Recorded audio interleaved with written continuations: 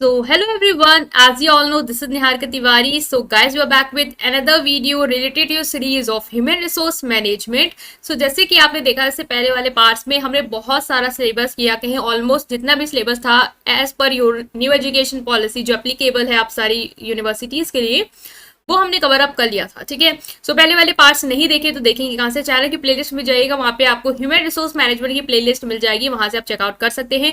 आज हम next topic के साथ मूव ऑन करेंगे जो कि आपका सेकेंड लास्ट टॉपिक है आपके सिलेबस का। तो वो है आपका कि ग्रीवियंस हैंडलिंग क्या है एंड डिसिप्लिन क्या होता है, इसकी क्या इंपॉर्टेंस है और क्या मीनिंग है। ठीक है, तो हम इसको अच्छे से समझेंगे। So without any further delay let's start this video. तो नाउ गाइस, अगर आपने अभी तक वीडियो लाइक नहीं की है, चैनल को सब्सक्राइब नहीं किया, अगर आप न्यू है तो प्लीज चैनल को सब्सक्राइब कर देंगे। ठीक है, आज जिस टॉपिक को हम डिस्कस करने वाले हैं वो है grievance handling and discipline. Discipline हमें पता है क्या होता है।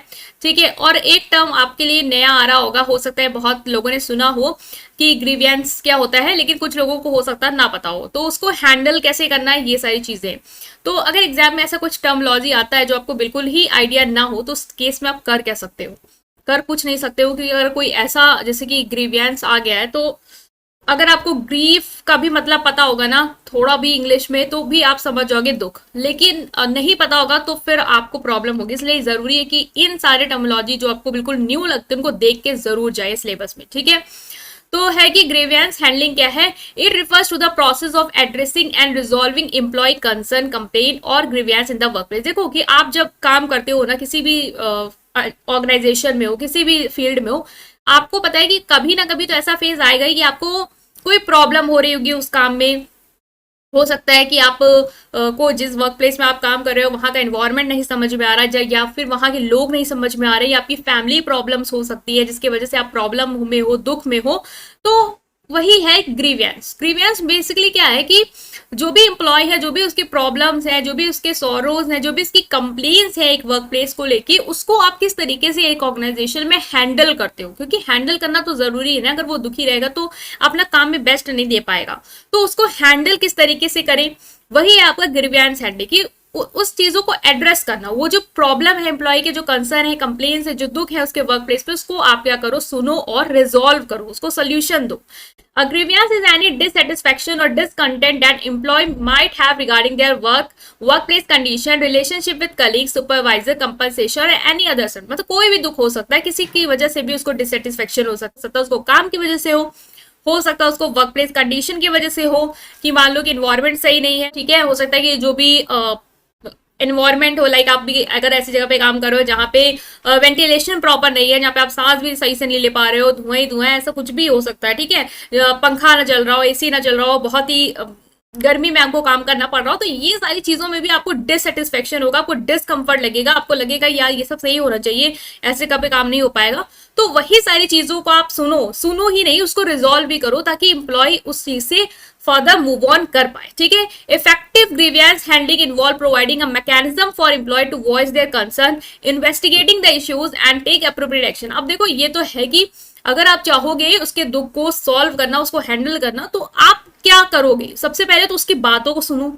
ठीक है, उसको समझो कि वो कहना क्या चाह रहा है, फिर जो भी इश्यूज है उसके बारे में जांच पड़ताल करो कि सही भी है या नहीं, और क्या एक्शन ले सकते हो उसको सॉल्व करने के लिए, वो दो। तो ग्रीवियंस हैंडलिंग आता है, अगर मीनिंग तो इतना तो आप समझ गए हो अब तक कि अपनी लैंग्वेज में उसको लिखाओगे कि क्या होता है। ठीक है, नेक्स्ट आता है क्यों जरूरी है। मैं बोलूँ आपके लाइफ में इतने सारे दुख हैं, तो मैं बोलूँ कि क्यों जरूरी है कि मैं आपके दुख को सुनूं और उसको सॉल्व करूं, क्यों जरूरी हो सकता है। ऑफ कोर्स आप यही चाहोगे, इसलिए जरूरी है यार क्योंकि मेरी लाइफ हेल हो चुकी है, मुझे सुकून चाहिए, सुकून के लिए मुझे सोल्यूशन चाहिए। मैं अच्छा नहीं कर पाऊंगा लाइफ में, मेरे गोल्स नहीं अचीव हो पाएंगे। सिमिलरली यही एक एम्प्लॉय के साथ भी है कि एम्प्लॉय के आप क्यों दुख सुनो, क्यों एक ऑर्गेनाइजेशन सॉल्व करे, क्योंकि यार तुम्हारा भी तो मतलब है उसमें, अगर वो अच्छा देगा तुम्हारा ही तो प्रॉफिट होगा ना। तो इसलिए चाहिए कि आपको पहले तो आप कहते हो मेरी ऑर्गेनाइजेशन एम्प्लॉयज फ्रेंडली है, हम एम्प्लॉय पे फोकस करते हैं, तो आप उसके फिर सेटिस्फेक्शन पे भी फोकस करो। तो एम्प्लॉय के सेटिस्फेक्शन के लिए आप सुनोगे, उसको सॉल्व करोगे, क्योंकि आपको पता है अगर उसको दुख रहेगा तो वो कभी सेटिस्फाइड नहीं रहेगा, और सेटिस्फाइड नहीं रहेगा तो अपने काम में उसका मन नहीं लगेगा। तो आपको क्या करना है, उसकी प्रॉब्लम को सॉल्व करना है ताकि वो सेटिस्फाइड हो जाए। ठीक है, उसका हायर एम्प्लॉय का सेटिस्फेक्शन हो जाए, मोरल उसका बूस्ट हो जाए, उसको मोटिवेशन लगे काम करने में, इंगेज हो और अपना काम को अच्छे से कर पाए। तो अपनी लैंग्वेज में इसको लिख के आना, next is conflict resolution. Conflict को रिजोल्व करने के लिए देखो बहुत बार ऐसा होता है कि इम्प्लॉयज जो होते हैं वो आपस में लड़ रहे होते हैं, और यही एक बहुत बड़ा दुख है उनका कि हमारे बीच बीच में छोटी छोटी या बड़ी बड़ी चीजों को लेकर लड़ाई हो रही है। तो आपको उसको सॉल्व करने के लिए भी आप चाहोगे, क्योंकि ऐसा डिस्टर्बिंग इन्वायरमेंट अगर आपके ऑर्गेनाइजेशन करेगा ना तो वो न्यू एम्प्लॉय भी ज्वाइन नहीं करने आएगा। तो addressing grievance help prevent small issues from escalating into larger conflict. अगर आप जो भी दुखड़े हैं, जो भी चीजें हैं, उनको अगर सुन लेते हो, सॉल्व कर लेते हो, तो ये हो जाएगा कि बड़े कॉन्फ्लिक्ट उसके वजह से नहीं हो पाएंगे। मतलब वो छोटे छोटे से बड़ा बने उससे पहले ही आप उसको छोटे पे ही खत्म कर दो। रिटेंशन एंड टर्नओवर, देखो रिटेंशन होगा अगर एम्प्लॉय सेटिस्फाइड रहेगा, उसके आप प्रॉब्लम सुन रहे हो, सॉल्व कर रहे हो, तो वो एम्प्लॉय ऑर्गेनाइजेशन को छोड़ के नहीं जाएगा। ठीक है, तो आपको क्या करना है, उसको इसलिए भी करना है ताकि वो ऑर्गेनाइजेशन में रहे। Addressing grievance effectively can contribute to employee retention by showing the organisation value to its employee, क्योंकि उसको लगेगा कि एम्प्लॉय की ऑर्गेनाइजेशन में वैल्यू है, वो कदर कर रहे हैं हमारी, इसलिए हमारी चीजों को सॉल्व भी कर रहे हैं। ट्रस्ट एंड ट्रांसपेरेंसी के लिए आप कर सकते हो, क्योंकि अगर आपको उनका ट्रस्ट चाहिए, अगर आप चाहते हो कि सब चीजें ट्रांसपेरेंट रहे, ऐसा ना हो कि कोई चीज ढकी छुपी रहे, इसलिए भी आप चाहोगे कि चीजों को सुनो और उसको सॉल्व करो। Demonstrating a fair transparent grievance handling process foster trust between employ and management. ठीक है, अगर ट्रांसपेरेंट हैंडलिंग प्रोसेस है, मतलब ऐसा नहीं कि आपने किसी का दुख है आपने सुना और उसको चुपचाप बता दिया कोई राज की ऐसे से सॉल्व कर लो, तो उसको तो लगेगा कि यार इतना तो सबके सामने बताना चाहिए था। फिर होगा, फिर दूसरा एम्प्लॉय के अगर थ्रू पता चलेगा कि इन्होंने तो मुझे ये सोल्यूशन दिया है, तो उसको लगेगा कि ये धोखा है। तो आप सामने सामने चीजें सुनो दोनों पार्टीज की, और सामने सामने दोनों को एक दूसरे को सोल्यूशन बता दो। ठीक है, तो ट्रांसपेरेंसी रहने के लिए लीगल कॉम्प्लायंसेस है, क्योंकि देखो एक लॉ भी है जो कहता है कि आपको उनके ग्रीवेंस को सुनना है, तो ये लीगल भी है कि employers are legally required to provide process for addressing employ grievance. ये लीगल लॉ भी है कि आपको अपने एम्प्लॉयज के सेटिस्फेक्शन का ध्यान रखना है, आपको उसको कोई दिक्कत नहीं होने देनी है, और कोई भी उसके दुख है उसको सुनना है। वरना आपको पता है लेबर यूनियन जो होती है फिर वो अपना अपना एक्शन लेगी जरूर। ठीक है, तो लीगल है ये करना आपके लिए, इसलिए भी आप कर रहे हो। इम्प्रूवमेंट अपॉर्चुनिटी, आपको लगता है कि अगर आप चीजों को सुनते हो, सॉल्व करते हो, तो एक इम्प्रूवमेंट आएगा आपके काम की प्लेस पे। ठीक है, पॉजिटिव चेंजेस आएंगे आपकी पॉलिसीज को लेके, प्रोसीजर्स को लेके, तो इसलिए भी आप करना चाहते हो क्योंकि आप चाहते हो कि इन्वायरमेंट को और इम्प्रूव किया जाए। एम्प्लॉय इंगेज रहेगा, ये तो बिल्कुल ईजी है कि एम्प्लॉय सेटिस्फाइड है तो एम्प्लॉय इंगेज रहेगा। एम्प्लॉय इंगेज कैसे रहेगा, वो अपना बेस्ट देगा ऑर्गेनाइजेशन में।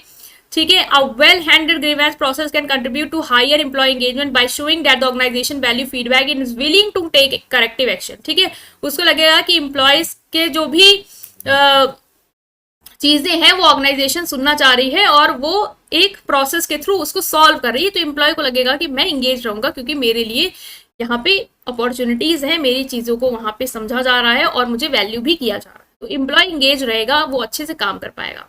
ठीक है, नेक्स्ट जो इसमें था आपका वो था डिसिप्लिन। अब आता है कि डिसिप्लिन क्या है। देखो डिसिप्लिन हम लोगों ने स्कूल में से थे तभी से सुनते आ रहे थे, घर में थे तब भी सुन के आ रहे थे, डिसिप्लिन मेरा और डिसिप्लिन होना चाहिए, डिसिप्लिन डिसिप्लिन डिसिप्लिन। तो डिसिप्लिन से हम पहले तो एक टिक लगाते हैं कि हाँ रूल्स एंड रेगुलेशन फॉलो करना is what is called discipline.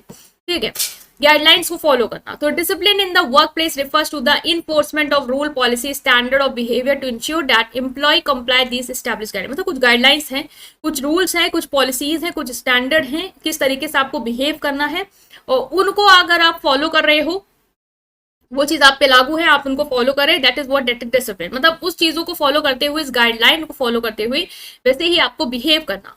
It involve addressing intentions of misconduct, poor performance और वायलेशन ऑफ कंपनी पॉलिसी। और डिसिप्लिन आपको बेसिकली हेल्प करता है कि आप पता लगा पाओ, जैसे गाइडलाइन आपने सेट कर दी कि आपको इस तरीके से बिहेव करना है, जो भी आउट ऑफ बिहेवियर जा रहा है उसको आप एनालाइज कर सकते हो, उसको फिर ऑन द स्पॉट आप उसको सही कर सकते हो। इससे क्या होगा, आपके ऑर्गेनाइजेशन का एक अच्छा एक प्रोडक्टिव वर्क इन्वायरमेंट रहेगा। वरना अगर सब एम्प्लॉयज अपनी मनमर्जी करने पे आ गए ना, तो एक ऑर्गेनाइजेशन में कोई डिसिप्लिन नहीं रहेगा। जैसे आपने कभी भी गवर्नमेंट हॉस्पिटल, गवर्नमेंट प्लेस पे देखा होगा, आप सबसे ज्यादा यही कहते हो कि यार डिसिप्लिन तो है ही नहीं, सिस्टम पता नहीं कैसे चल रहा है, कोई भी कुछ भी कर रहा है।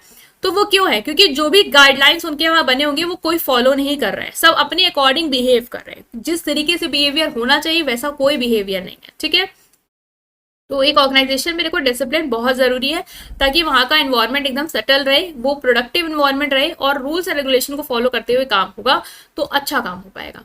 इंपॉर्टेंस क्या है डिसिप्लिन के? मेंटेनिंग ऑर्डर, जो भी ऑर्डर आपको दिए गए हैं उनको आप क्या करो, मेंटेन करो, और मेंटेन करवाता है, यही इंपॉर्टेंस है डिसिप्लिन की, कि जो भी रूल्स एंड रेगुलेशन है, जो भी गाइडलाइंस है, उसके हिसाब से ही काम चलेगा प्रॉपरली।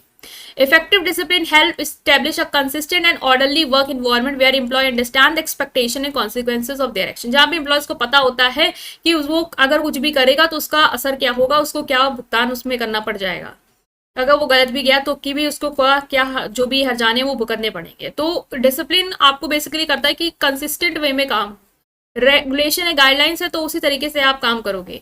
परफॉर्मेंस का इंप्रूवमेंट होगा, ऑफकोर्स एक डिसिप्लिन इन्वायरमेंट में जो भी इंप्रूवमेंट होगा ऑर्गेनाइजेशन की परफॉर्मेंस का, लोगों का, वो ज्यादा होगा, अच्छा होगा, बेटर होगा। इनफैक्ट अगर आप ऐसी ऑर्गेनाइजेशन में जाओगे जहां पे कोई डिसिप्लिन नहीं है, वहां पे आप खुद नहीं टिकोगे, आप सोचोगे कोई कुछ भी काम करता है, कोई कुछ भी काम नहीं करता है, इस तरह से यहाँ से भागो।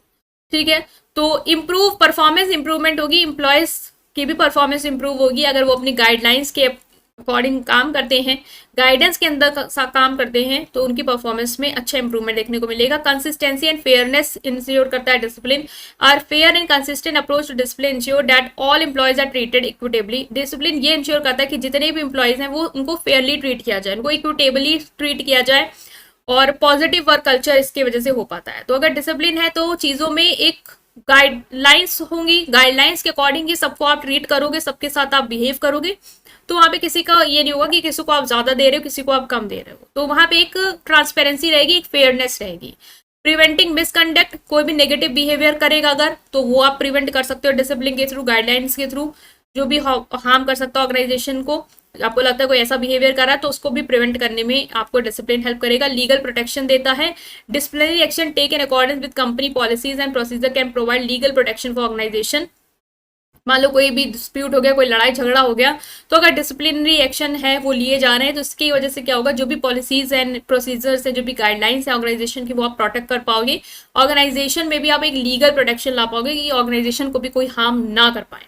ठीक है, अकाउंटेबिलिटी, डिसिप्लिन जो है वो अकाउंटेबिलिटी सेट कर देता है एम्प्लॉयज के लिए। अब जैसे आपको कोई गाइडलाइंस दे दी गई है कि आप रूल्स बता दिए कि आपको इसी तरीके से बिहेव करना, तो अब आप अकाउंटेबल हो जाओगे। कोई भी अगर आप एक्शन गलत करते हो तो आप उसकी जिम्मेदारी लोगे, क्योंकि आपको तो पहले से ही चीजें के बारे में अवेयर किया गया है। ठीक है, तो इसलिए वो आपको एक जिम्मेदारी भी ठहरा देता है कि आप अब अकाउंटेबल हो, आपको पता है डिसिप्लिनरी रूल्स एंड एक्शन क्या है। अब आप मना नहीं कर सकते कि नहीं मुझे तो पता ही नहीं था, नहीं, ये वाली चीज नहीं आ पाएगी। अब preserving reputation, proper handling discipline demonstrate that organization take misconduct seriously which help maintaining its reputation। देखो ऑर्गेनाइजेशन की रेपुटेशन भी अच्छी मेंटेन हो पाएगी, क्योंकि लगेगा लोगों को कि ये जो है वो डिसिप्लिनरी एक्शन लेते हैं। ठीक है, मिसकंडक्ट अगर इनके यहाँ कोई होता तो उसके खिलाफ ही आवाज उठाते हैं और अपने एम्प्लॉयज को फायर भी कर सकते हैं। तो उसकी एक उस ऑर्गेनाइजेशन की रेपुटेशन अच्छी होगी मार्केट में एज कम्पेयर टू उस ऑर्गेनाइजेशन की जहाँ पे जितनी भी बदतमीजी है कर लो, कोई कुछ नहीं कहता, तो वो नहीं होगा। ठीक है, तो ये था पूरा आपका एक बहुत ही इजी टॉपिक जो हमने अच्छे से समझा। आई होप कि आपको समझ में आएगा। नेक्स्ट जो है वो लास्ट वीडियो होगी आपकी इस पूरे कोर्स की, इस पूरे सिलेबस की, जो that is your human resource management. इसमें कोई भी डाउट होगा या कोई भी कमेंट होगा या कोई भी सजेशन होगा, उसे आप कमेंट सेक्शन में बोलेंगे। ठीक है, वीडियो को लाइक करेंगे, चैनल को सब्सक्राइब करेंगे, अपने फ्रेंड के साथ जितना ज्यादा हो सके वो प्लेलिस्ट आप जरूर शेयर करें अपने ग्रुप्स वगैरह में। ठीक है, थैंक यू।